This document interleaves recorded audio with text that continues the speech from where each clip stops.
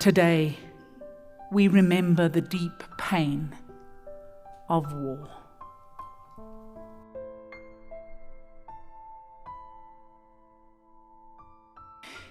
In remembering, I came across a story about the unknown soldier and how that became an idea in our world.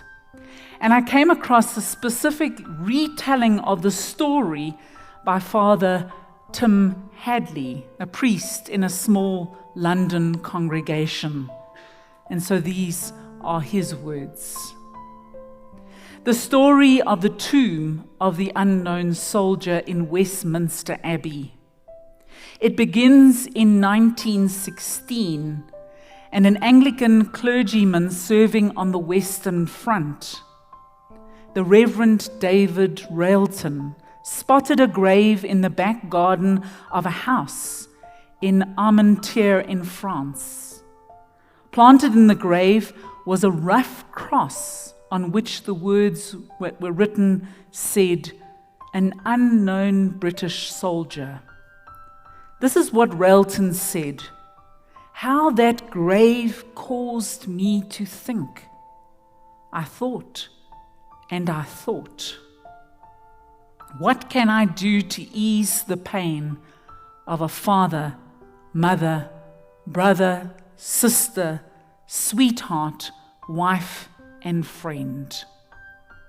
Quietly and gradually there came out of the midst of thought this answer, clear and strong: "Let this body, the symbol of him, be carried over the sea to his native land."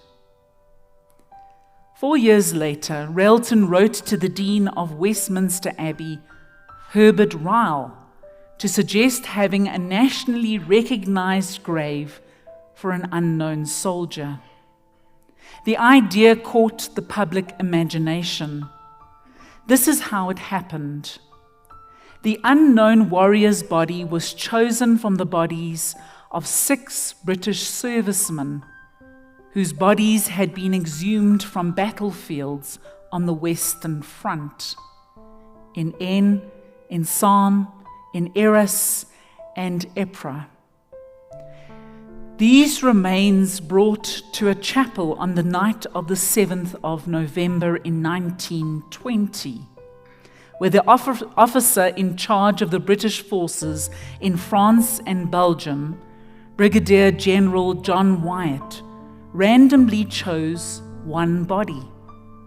It could have been anybody: the body of a lord, a farmer, a factory worker, a saint, a sinner. The point was that the nation might honor him without distinction of rank, birth, or service. The fact that the identity of the soldier was unknown meant that it could represent anyone and everyone. But it's what happens next that astonishes me: the honors that the body was given. The journey began when the casket, made of oak from the trees of the grounds of Hampton Court Palace, was placed onto a French military wagon drawn by 6 black horses. All the church bells of Boulogne tolled, and massed trumpets of the French cavalry and bugles of the French infantry played the French last post. Then the mile-long procession, led by 1,000 local school children and escorted by a division of French troops, made its way down to the harbour. As the body was taken aboard the HMS Verdun, it was piped on board with the same call as if an admiral was coming aboard. It was all escorted across the channel by 6 battleships. And as the flotilla approached Dover, it received a 19-gun field marshal's salute.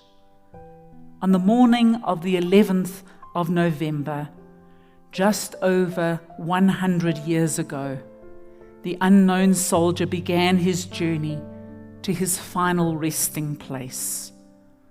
Drawn on a gun carriage of the Royal Horse Artillery, while another field marshal's salute was fired in Hyde Park.